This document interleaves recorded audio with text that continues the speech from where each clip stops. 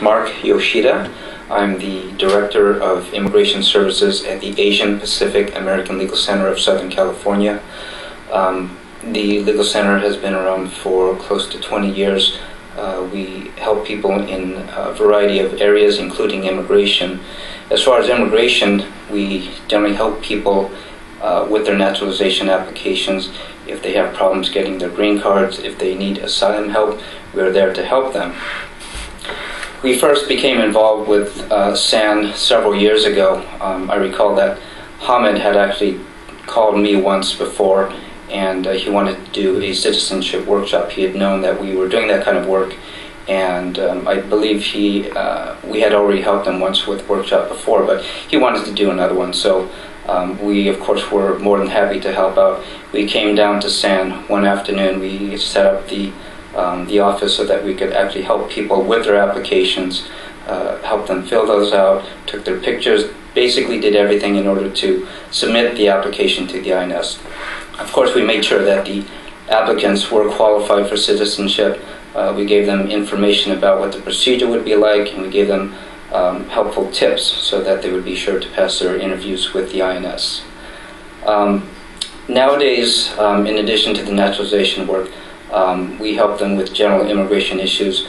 We get calls from time to time from their office if they ever have questions about general immigration matters. We are there to help them out. Our staff is myself and my paralegal, and we're fairly well versed in immigration law. So whenever a problem comes to SAN and they can't answer it, they will call us, and we'll do the best that we can to help whoever needs help with their organization. We also do, again, asylum work. If SAN comes across a person who needs help with an asylum application, if they need help filling out the application or understanding what the process is, then we're there to go through the process with them to let them know how they might qualify, what they need to do in order to get asylum in the U.S. As far as the future looks very bright. I mean, it's been wonderful working with SAN. They have such a wonderful staff, very pleasant to deal with, and what strikes me most is that they're very committed to the work that they do. I think it's been very timely that they helped when they can. They've been around for, I guess, 10 or 11 years now. But the South Asian community is one community that previously we didn't have a lot of dealings with. We didn't have the expertise or the background, and we weren't really certain how to approach the communities there. So it was very helpful that SAN came and approached us and asked for our help with certain issues, and we're, of course, more than happy to. These are communities that we've always wanted to help, but again, we didn't have any expertise in the area. So when they came to us, we were more than happy to help, and we will continue to do so. The South Asian community is growing by leaps and bounds, and we want to be there to help them. They are very influential, but there are some areas where they may need some help, and we want to be there to give them whatever they need. Do you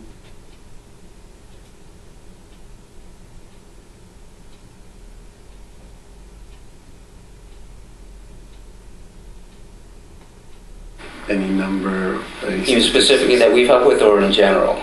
In general, that maybe you've helped with, or what are the estimates of how many immigrants are coming to the United States? Yeah, I don't have that number, but historically, India's been one of the main sources of immigration to the U.S., which is why the backlog for immigrants from India is so large, and it just takes a long time for people from that country to get their green cards. So historically, that's one of the bigger sources of immigration, and that's why it takes so long. But again, that's why we want to be there to be able to help, because a lot of people who go through the process don't necessarily understand what needs to be done. They don't necessarily understand why it takes so long. So we want to be able to provide that information to them and kind of give them a little hand as to what to expect when they go through the process. Okay. The citizenship workshops, do you guys do them on a regular basis at SAN, or it's that? To do the workshops on a regular basis. It's pretty much whenever Hamid says that he wants us to come down there, and it turns out to be maybe once or twice every year. And when we go down there, of course, we'll bring down our staff. We'll try to get some volunteers, and they will set up the place so that we can help people fill out the applications and basically give them information about what to expect when they go through the process. But the workshops have been always very successful. We usually get at least 20 people at each workshop, and those people will tell other people about our service, and we'll continue to get more. But it's always very helpful to have that source like SAN, so that they can be there, they can publicize the event, they can tell people what to bring, what they need to qualify for citizenship, and it just makes it easier for us to do our work. Okay, and I think sometimes they have like legal workshops, some workshops. We will occasionally do workshops which cover specific areas within immigration. One would be the recent 245I issue, in which people who let me back up. That's a good topic. Right. The thing that happened in December, right? Right, exactly. And there's a lot of confusion. Yeah, there was a lot of confusion about 245I. So Hamid again asked us to come down. We set up a workshop where we invited the public to come in. We spent some time talking about what the requirements were for 245I, what you need to do in order to take advantage of it, and naturally people had a lot of questions. So they gave us the questions, we answered them the best we could. But it was just important for people to understand what was required, because there was a lot of misinformation floating around out there, and unfortunately there were a lot of unscrupulous businesses and paralegals who were taking advantage of the situation and taking people's money and not providing the services that they were required to give. So it could have been very devastating. So it was a great opportunity for us to get the information out to the South Asian community. Okay, maybe a little bit more about your organization, why your organization was formed, what the need was. The big questions, okay. Well, I'm probably not even the best person to ask about that. I've been with the Legal Center for a little bit more than 5 years. The Legal Center has been around for close to 20 years. Again, I hope I'm correct on that.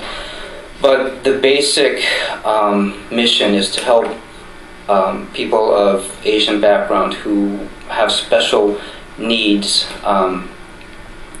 because of language difficulties, cultural barriers, and things like that. So there were specific needs that had to be filled, and at the time that we started, there was no organization who was filling those needs, particularly legal needs. So Stuart Kuo, our executive director and founder, thought that this was a very good time to establish something where people who needed specific kinds of assistance could go to, particularly people of Asian backgrounds, Asian Pacific Islander backgrounds, as well as people who are low income. For most of our services, there are no real restrictions except maybe for income. Basically, we'll help anybody who needs our services, especially for immigration. I would say that close to a third of our clientele are Latino. So, we will help anybody that we can, but our focus is on the Asian and Pacific Islander communities. So it's general legal issues, not just immigration, right? Yeah, we cover a wide variety of areas. Our biggest department is legal services, where we provide legal assistance in traditional areas such as landlord-tenant, housing, family matters, and things like that. We also have a workers' rights unit. We have a hate crimes department, anti-discrimination. So we are involved in quite a few different things. Okay, is this where Munir was working too?